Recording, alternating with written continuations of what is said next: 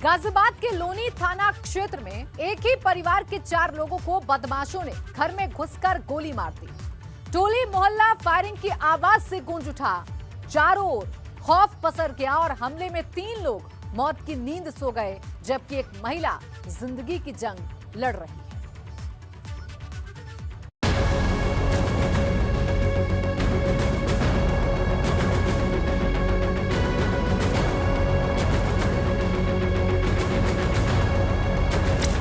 ये 3 तस्वीरें उस वारदात की कहानी कह रही हैं जो गाजियाबाद में अंजाम दी गई। बदमाशों ने गाजियाबाद के लोनी थाना क्षेत्र में एक बार फिर अपने मंसूबों से पुलिस की सारी शक्ति, कानून व्यवस्था बनाए रखने के सभी दावों को हवा हवाई कर दिया। हम इस समय मौजूद हैं गाजियाबाद के लोनी में, जहां पर एक घर में बदमाशों ने रात खूनी खेल खेला, जिसमें 4 लोगों को बदमाशों ने अपना निशाना बनाया और गोली मारी है, जिसमें 3 लोगों की अभी मौत हो गई है और जो एक महिला है वह अभी अस्पताल में उनका इलाज चल रहा है। इस घर के अंदर फर्श पर बिखरा खून 3 लोगों के कत्ल की गवाही दे रहा है। ये घर थाना लोनी क्षेत्र के टोली मोहल्ले में मौजूद है। इस घर में कपड़ा व्यवसायी रईसुद्दीन अपने 2 बेटों और पत्नी के साथ रह रहे थे। रविवार देर रात जब लोग अपने घरों में कैद थे, उस दौरान कुछ हथियारबंद बदमाश इस घर में दाखिल हुए और उसके बाद इस घर के 4 सदस्यों को अपनी बंदूक की गोली का निशाना बना लिया। बदमाशों के फायरिंग में रईसुद्दीन, इमरान और अजहरुद्दीन की मौत हो गई, जबकि रईसुद्दीन की पत्नी अस्पताल में गंभीर हालत में भर्ती हैं।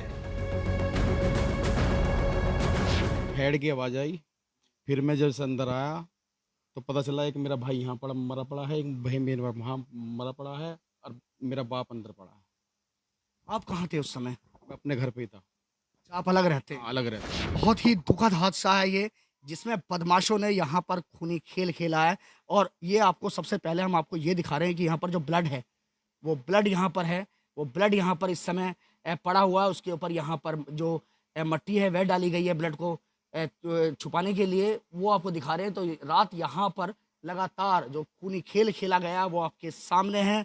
हम इस समय ऊपर की तरफ जा रहे हैं। बदमाशों ने नीचे से लेके ऊपर तक बताया जा रहा है, जो प्रथम जो तल है उस पर भी बदमाशों ने यहाँ पर खूनी खेल खेला है। लगातार बदमाशों ने इस घटना को अंजाम दिया है।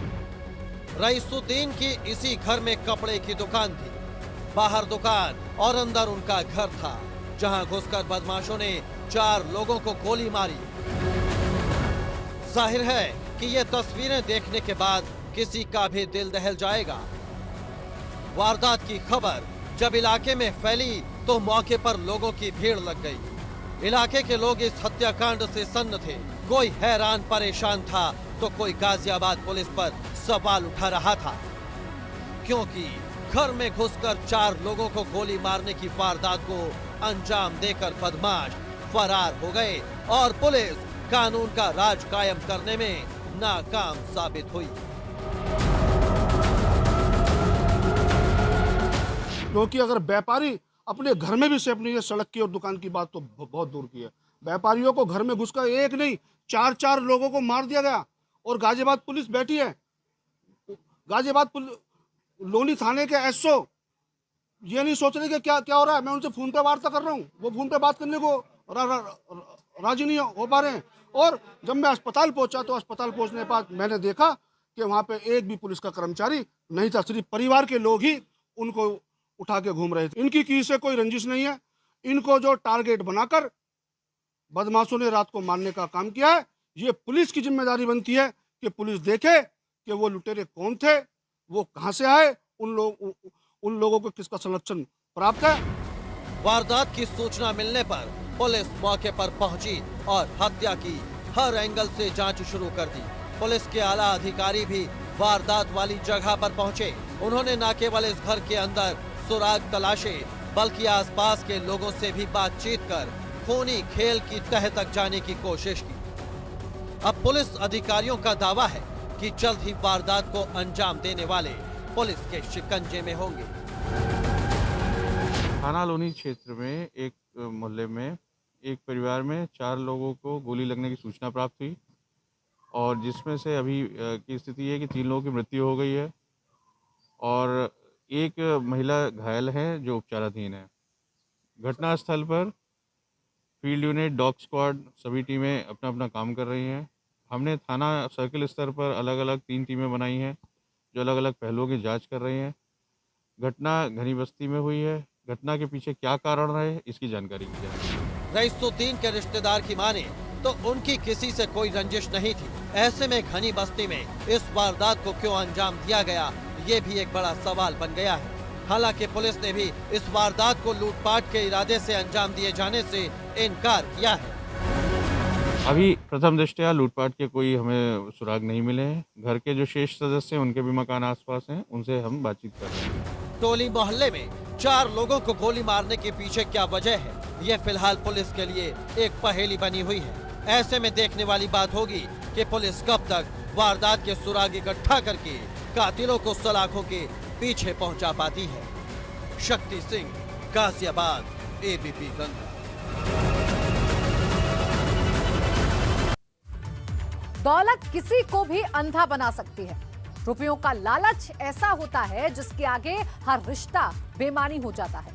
आगरा में 2 करोड़ की फिरौती वसूलने के लिए दोस्त हत्यारे बन गए और हत्या को कोरोना से हुई मौत दिखाने के लिए शव को पीपीई किट में लपेट कर जला दिया। लेकिन ये शातिर चाल पुलिस ने बेपर्दा कर ही दी।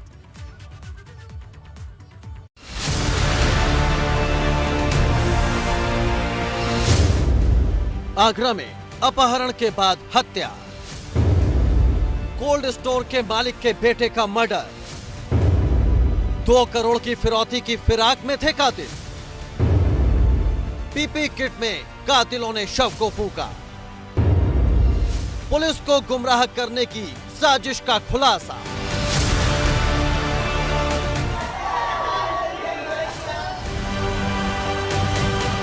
पुलिस की गिरफ्त में खड़े ये वो 5 शातिर हैं जिन्होंने एक कत्ल को अंजाम दिया। वैसे तो हर कातिल किसी की भी जान लेने के लिए साजिश को तैयार करता है और फिर उसे अंजाम देता है, लेकिन इनकी कत्ल की कहानी आपके पैरों तले जमीन खिसका देगी। पहले इन बिलखती आंखों को देखिए। इस परिवार का बेटा जो घर का लाडला था वो अब इस दुनिया में नहीं रहा। पैसा दोस्ती पर भारी पड़ गया और सचिन नाम के युवक की उसके ही दोस्तों ने अगवा करके हत्या कर दी। का नाम क्या है तो मैं किसी पर शक नहीं है। जो पुलिस ने कहा मैं उन्हीं के ऊपर विश्वास करता। घर से 3:30 बजे निकला है, माँ से कह के गया कि मैं मम्मी अभी चौराहे तक जा रहा हूँ। फोन आता है 11:37 मेरे पास आता है। मैं शादी में शायद सो गया था। फिर मेरी घरवाली ने 11:55 में फ़ोन करा है। कोई दूसरा बंदा फ़ोन को उठाता है, वो कहता है कि ये सो रहा है। और ये तो 11 बजे तो ये अपना ड्रामा कर रहे थे फ़ोन को। इन्हें तो 8-9 बजे तक डेड बॉडी को रेले ही लगा दिया था। बेटा तू कहाँ है? वो तो नोएडा आया, नहीं नोएडा कैसे पहुँच गया? तो उसके दोस्त ने कहा वो तुम्हें पता होगा कि नोएडा कैसे पहुँच गया। मैंने बोला ऐसा नहीं हो सकता, मेरा बेटा नोएडा में। मैंने कि अपना नाम बता, तू कमीने है कौन? उसने तुरंत फोन काट दिया। कैसे रची गई साजिश, किस तरह अंजाम दी गई वारदात, उसे समझिए। 21 जून को दोपहर 3 बजे 25 साल का सचिन घर से टहलने की बात कहकर निकला। देर रात सचिन के फोन से घर पर एक कॉल आई। फोन पर किसी युवक ने सचिन की मां से उसके नशे में होने की बात कही। फोन पर बताया गया कि सभी लोग नोएडा आ गए हैं। सचिन की मां ने फोन करने वाले का नाम जानना चाहा, सही जवाब नहीं मिला। अगले दिन भी सचिन घर नहीं पहुंचा तो परिवार वालों ने न्यू आगरा थाना पुलिस को जानकारी दी। पुलिस के साथ एसटीएफ इस मामले में जुट गई। रविवार को सचिन की गला दबाकर हत्या की बात पता चली, जिसके बाद उसके दोस्त हत्या के बाद शव को लैमिनेट कर पीपी किट में बलकेश्वर घाट लेकर पहुंचे थे। पीपी किट में ही सचिन का अंतिम संस्कार कर दिया गया। पहचान छिपाने के लिए बलकेश्वर घाट पर सचिन का नाम रवि वर्मा दर्ज करवाया गया। पीपी किट में सचिन चौहान की डेड बॉडी को बलकेश्वर शमशान घाट लेकर जाने का मकसद सिर्फ इतना था कि उसकी मौत को कोरोना से होने का बताया जा सके और खुद की भी पहचान उजागर न हो। लेकिन पुलिस ने जब मामले का खुलासा किया तो सचिन के दोस्त समेत 5 लोगों को पुलिस ने गिरफ्तार कर लिया। थाना न्यू आगरा का अंतर्गत 21 में एक लड़का है, उसका नाम सचिन चौहान है। वो गायब हो गया था, लगभग 3 बजे से गायब। रात पुलिस ने गुमशुदा रिपोर्ट दर्ज किया है। अगले दिन पुलिस उसके इन्वेस्टिगेशन प्लान तैयार था, जिसका ले जाए करके उसके बाद सचिन चौहान का पापा से 2 करोड़ फिरौती मांगना था। पुलिस की पूछताछ में खुलासा हुआ कि इस वारदात को सचिन के दोस्तों ने 2 करोड़ रुपए की फिरौती वसूलने के लिए अंजाम दिया था। इतना ही नहीं, इस हत्याकांड में सचिन के पिता का बिजनेस पार्टनर का बेटा भी शामिल है। ये तो उनका अपना प्लान है, जो एविडेंस को मिटाने के लिए, उनके एविडेंस को मिटाने के लिए, पुलिस को घुमाने के लिए उन्होंने ये काम किया था। वो वहाँ डेड बॉडी इसकी ओरिजिनल नाम पे करेंगे तो पुलिस पकड़ सकता है। जो सचिन चौहान का नाम को बुक करेंगे तो पता चलता है, सब आसान से पुलिस पकड़ जाएगी। और लड़का का मोबाइल कहीं इधर लोकल में कहीं मिल जाएगा तो पुलिस उनका पहुँच सकता है। इसीलिए उन्होंने सब डिस्पोज करने के लिए अलग अलग जगह बाहर तो इस तरह का उन्होंने जो एविडेंस मिटाने के लिए ये सब प्रयास किए लोगों ने, पुलिस को घुमाने के लिए। पैसों के लालच में दोस्त ने अपने दोस्त की हत्या कर दी और उसे कोरोना से हुई मौत दिखाने की कोशिश की, लेकिन मामले का खुलासा हो चुका है और इस कत्ल के गुनहगार सलाखों के पीछे पहुंच चुके हैं। आगरा से नितिन उपाध्याय की रिपोर्ट, एबीपी गंगा। एक कैदी जो जेल में बंद था, उसके बदले हुए रूप को लेकर विवाद खड़ा हो गया। आरोप जेल में धर्म परिवर्तन के लगने लगे, जिसके बाद अब जेल और जिला प्रशासन मामले की जांच कर रहा है।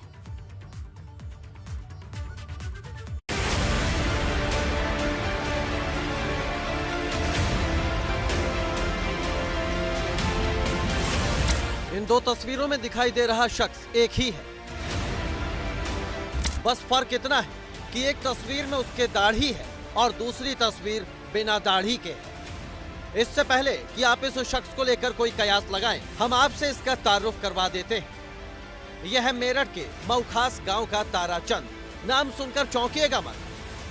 नमाज पढ़ने वाले और दाढ़ी रखने वाले किसी इंसान का नाम ताराचंद भी हो सकता है। ये शायद आपको अजीब लग रहा होगा, लेकिन ताराचंद की जिंदगी में ये बदलाव जेल से आया। जी हाँ, अपनी पत्नी के प्रेमी की हत्या में ताराचंद पिछले 42 महीने से मेरठ की इस जेल में बंद था। इस दौरान ना तो कोई परिवार वाला इससे मिलने आया और ना ही किसी ने इसकी जमानत ही कराई। जेल में ताराचंद की मुलाकात उस्मान नाम के शख्स से हुई, जिससे ताराचंद प्रभावित हो गया और जेल में रहकर नमाज पढ़ने लगा। अब जब पैरोल पर बाहर आकर ताराचंद अपने गांव पहुंचा तो उसका बदला हुआ रूप गांव वालों को रास नहीं आया। देखिए, 2 बातें हैं। नंबर 1 तो ये कि जेल के अंदर धर्मांतरण जैसी इतनी बड़ी घटना कैसे होगी, इसमें शासन प्रशासन को थोड़ा ध्यान में आना चाहिए। और मेरा जेल के अधिकारियों से भी और शासन प्रशासन के लोगों से भी ये मेरा निवेदन भी है और उनसे कहना भी चाहता हूँ कि इस पर एक बार गहराई से संज्ञानता लेकर के उसे देखें कि ऐसा कैसा हो रहा है कि जेल के अंदर भी धर्म परिवर्तन हो रहा है। आरोप जेल में रहकर धर्म परिवर्तन के लगे तो ताराचंद ने इसकी हकीकत बयां की। उसका कहना है कि भले ही वो नमाज पढ़ता है, लेकिन उसने अपना धर्म नहीं बदला है। लोगों ने ताराचंद के इस रूप का विरोध किया तो पुलिस मामले की जांच में जुटी और ताराचंद के कागजात जांचे गए। मेरी गिनती 9 नंबर बैरिंग में कटी हुई है जी। 9 नंबर बैरिंग में कुछ ईमान वाले थे, कुछ गैर ईमान वाले थे जी। उसके बावजूद सभी नजरिए में अच्छा बोलता था, सभी में बतला रहा है।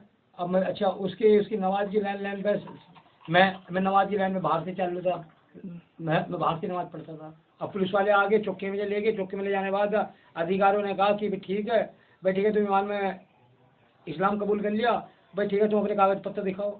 हमने आधार कार्ड, लाइसेंस और जो हमारा वो सब दिखाया।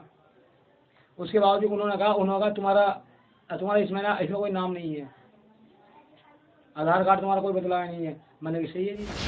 जेल में रहकर ताराचंद का रूप कैसे बदल गया, इस पर जेल के अधिकारियों ने तो चुप्पी साध ली, लेकिन अब जिलाधिकारी का कहना है कि उन्होंने जेल के अधिकारियों से बात की है, जो इस पर नजर बनाए हुए हैं और धर्मांतरण जैसी बात सामने आने पर कार्रवाई की बात कह रहे हैं। जेल अधीक्षक ने ये बताए हैं कि इनके जो जिन्होंने धर्म परिवर्तन हुआ है कह रहे हैं, उनके आपराधिक इतिहास के बारे में भी बताए हैं और जिनके ऊपर आरोप है कि इन्होंने धर्म परिवर्तन करा दिया, ये दोनों अलग अलग बैरक में रह रहे हैं।